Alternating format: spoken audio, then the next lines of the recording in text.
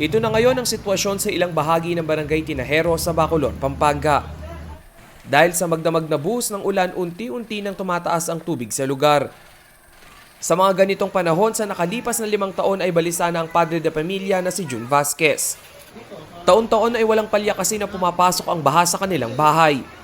Kaya naman ngayon pa lang nagtataas na siya ng gamit sa kanilang second floor. Mahirap.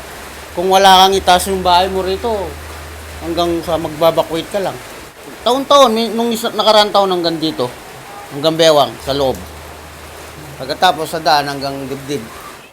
Hindi gaya nila June na may ikalawang palapag ang bahay, ang tahanan nila Angelito Barcibal ay studio type lang ang forma. Kaya naman hindi na siya makatulog dahil sa walang tigil ang ulan. Taon-taon po yan, pag ano po, lumulubog kami. Tapos po, pag ano, makwesan lang po kami, mga pamilya ko po. Binabantay namin kasi pag ano po, mababasa po yung mga anak namin. Kasi wala pong second floor yun sa akin eh.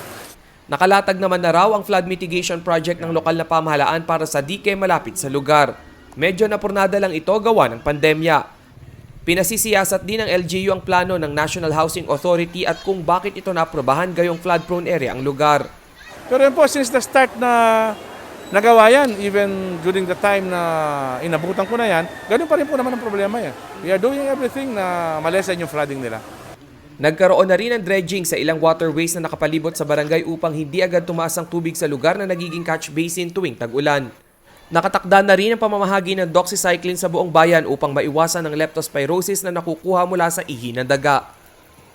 Rainiel Pawid, CLTV News.